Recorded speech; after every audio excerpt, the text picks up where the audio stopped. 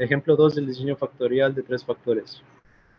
Se están investigando los efectos sobre la resistencia del papel que producen el tiempo de cocción de la pulpa, factor A, la presión del tanque, factor B, y la concentración de fibra de madera, factor C. Se seleccionan dos niveles del tiempo de cocción, A1 y A2, dos niveles de presión, B1 y B2, y tres niveles de la concentración de madera, C1, C2 y C3. Se realiza un experimento factorial con dos réplicas y se recopilan los siguientes datos. Analizar los resultados y obtener las conclusiones apropiadas. La tabla muestra tres factores: el factor A, el factor B y el factor C. Cada uno de ellos tiene distintos niveles. Por ejemplo, el factor A cuenta con dos niveles, A1 y A2. El factor B cuenta con dos niveles, B1 y B2. Mientras que el factor C cuenta con tres niveles, C1, C2 y C3. La A minúscula significa los niveles del factor A, que son 2, B minúscula los del factor B, que también son 2, y C minúscula los niveles del factor C, que son 3. N representa el número de réplicas, que son 2, y N mayúscula representa el número total de observaciones, igual a 24. El primer paso será hallar la suma de cuadrados totales. La suma de cuadrados totales es igual a la suma de todas las observaciones, cada una de ellas elevadas al cuadrado, restándole la suma de las observaciones elevada al cuadrado y dividida entre el número total de observaciones. En este caso, utilizamos la función suma producto para hallar la suma de cada valor elevado al cuadrado. Y encontramos la suma de todos los datos igual a 75, para posteriormente elevarla al cuadrado, quedándonos 5625. La n mayúscula de esta parte de la ecuación representa el número total de datos de observaciones igual a 24, quedándonos así la suma de cuadrados totales igual a 571 menos 5625 entre 24, igual a 336.625. Después realizaremos la suma de cuadrados en A. La suma de cuadrados en A es igual a obtener el total de cada nivel de A, elevar el total de cada nivel de A al cuadrado, sumarlos, dividir esa suma entre el número de niveles del factor B por el número de niveles del factor C por el número de réplicas, y a dicha división restarle y cuadrada entre n mayúscula. Entonces, lo primero que hicimos fue encontrar el total de cada nivel de A. El primer nivel es A1 y su total es 21. El segundo nivel es A2 y su total es 54. Encontramos con la función suma producto sus cuadrados, la suma de sus cuadrados siendo 3357, la cual dividimos entre 12 y le restamos el número que ya conocíamos de 5625 entre 24 igual a 234.375. Entonces la suma de cuadrados en A nos dio un resultado de 45.375. La suma de cuadrados en B es igual a obtener el total de cada nivel B, elevar dichos, dividirlos entre el número de niveles del factor A por el número de niveles del factor C por el número de réplicas, restándole y subíndice 4 puntos al cuadrado entre n, que representa, bueno, que era esta cifra que veníamos manejando, de 234.375. Entonces, el total del nivel B1 es igual a 26, el cual encontramos con la función de suma, y presionando el shift para mantener la suma. El total del nivel 2 nos dio 49. Después, elevamos dichos totales al cuadrado y los sumamos con la función de suma producto, quedándonos esa suma igual a 3077. Realizamos la multiplicación de A por C por N, quedándonos un resultado de 12. Y encontramos Y subíndice 4 puntos al cuadrado entre N igual a 234.375. Después realizamos las operaciones de dividir el 3077 entre 12 y restarle 234.375. Así obtenemos la suma de cuadrados en B de 22.042. En la suma de cuadrados en C vamos a realizar un procedimiento muy similar al que hemos venido realizando en la suma de cuadrados de A y en la suma de cuadrados de B. Solo que en este caso vamos a encontrar los totales de cada nivel de factor C, siendo estos niveles C1, C2 y C3, y obteniendo una suma en cada uno de ellos de menos 4, 20 y 59 respectivamente.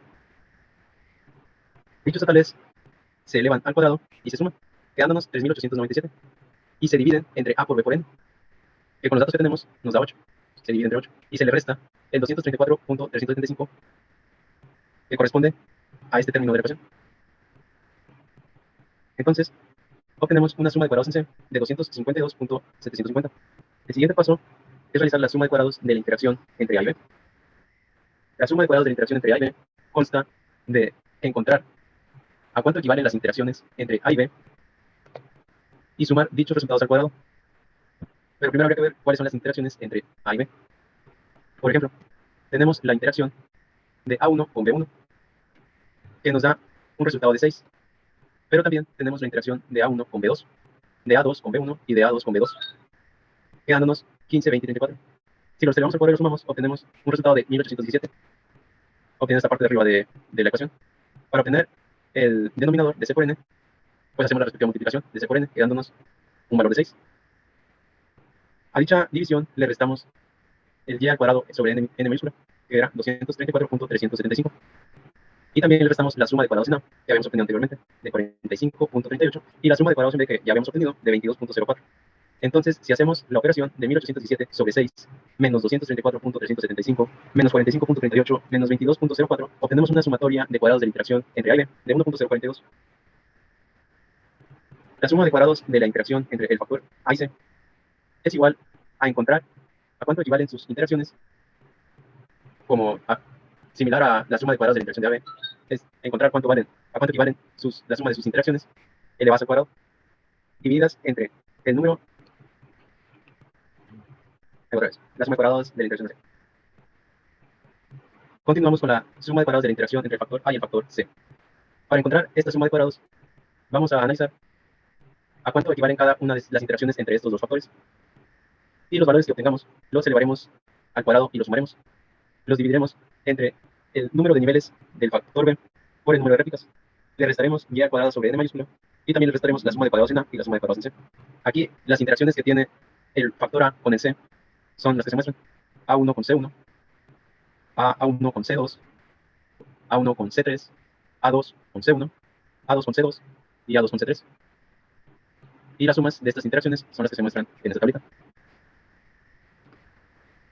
Entonces, cuando elevamos dichas sumas al cuadrado y las sumamos, y sumamos sus cuadrados, nos da un valor de 2151, quedándonos esta parte del numerador.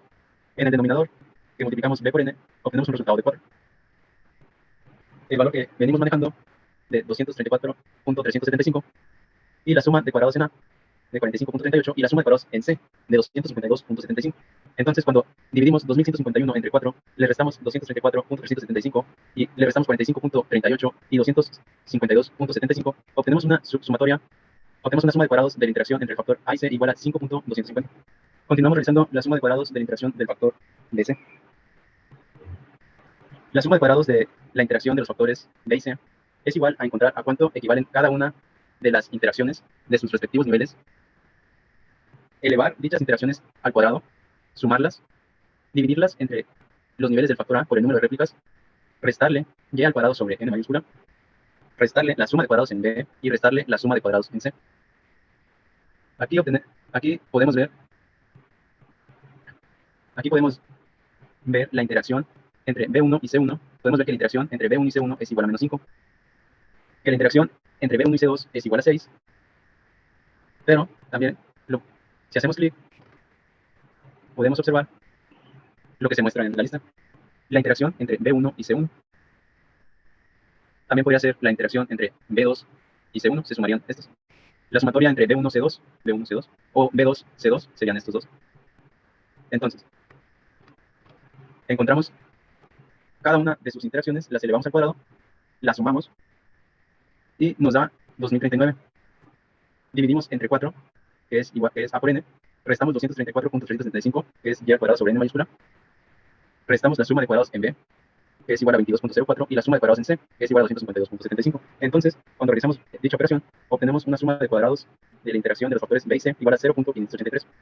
Para la suma de cuadrados de la interacción entre los factores A, B y C, utilizamos la siguiente fórmula, que nos dice que vamos a encontrar a cuánto equivale cada interacción entre los tres factores, obteniendo estos resultados que se muestran aquí.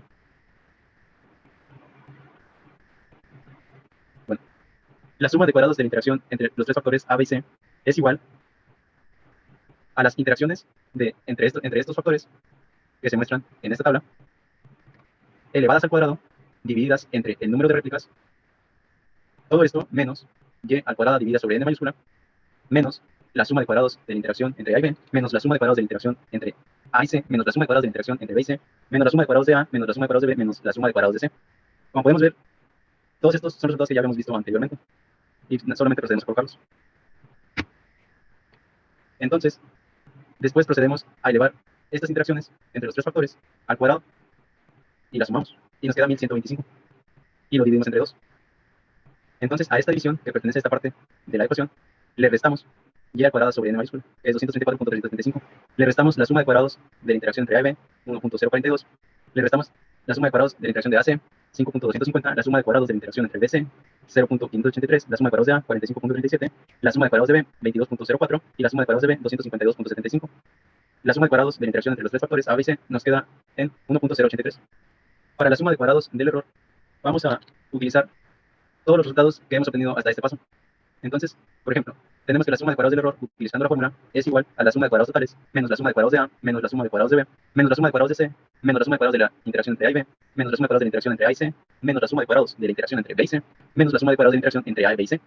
Entonces, la suma de cuadrados del error nos queda igual a 336.62, menos 45.37, menos 22.04, menos 252.75, menos 1.04, menos 5.25, menos 0.58, menos 1.083. Entonces, la suma de cuadrados del error nos queda igual a 8.5. Después, con la ayuda de esta tabla, procedemos a acomodar los resultados de las sumas de cuadrados que hemos obtenido, quedándonos de esta manera hasta esta parte. Para obtener los grados de libertad, nos basamos en esta tabla, que nos dice que los grados de libertad para el efecto A es igual a menos 1. Por aquí teníamos a cuánto equivalía cada uno de estos datos. Entonces tenemos que los grados de libertad para el efecto A es igual a menos 1, es igual a 1, es igual a 2 menos 1. Tenemos que los grados de libertad para el efecto B es igual a 2 menos 1 también, igual a 1. Tenemos que los grados de libertad para el efecto C es igual a 3 menos 1, igual a 2. Para el efecto de la interacción de A y B es igual a menos 1 por B menos 1, igual a 1 por 1, igual a 1. Para el efecto de la interacción entre A y C, los grados de libertad son, como se muestra aquí, A menos 1 por C menos 1, igual a 1 por 2, igual a 2. Los grados de libertad para el efecto BC es igual a menos 1 por B menos 1 por C menos 1, igual a 1 por 2, quedándonos también igual a 2. Los grados de libertad para el error son igual a A por B por C por N menos 1. Entonces son igual a 2 por 2 por 3 por 1, igual a 12. Y los grados de libertad para la suma de cuadrados totales es igual a A por B por C por N menos 1. Entonces es igual a 2 por 2 por 3 por 1. Para los cuadrados medios dividimos la suma de cuadrados de cada efecto entre los grados de libertad, quedándonos 45.37, como por ejemplo aquí se muestra la fórmula, la cual podemos arrastrar, y obtenemos 45.37, 22.04, 126.37, 1.041, 2.62, 0.29, 0.54 y 0.70. Para obtener la F calculada, dividimos los cuadrados medios de cada efecto entre el cuadrado medio del error.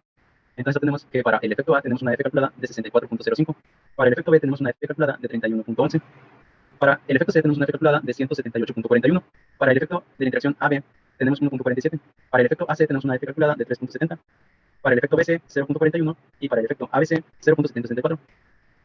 Para obtener la F crítica, vamos a utilizar la función distribución F inversa con los grados, con el nivel de significancia y los grados de libertad del efecto con los grados de libertad del error.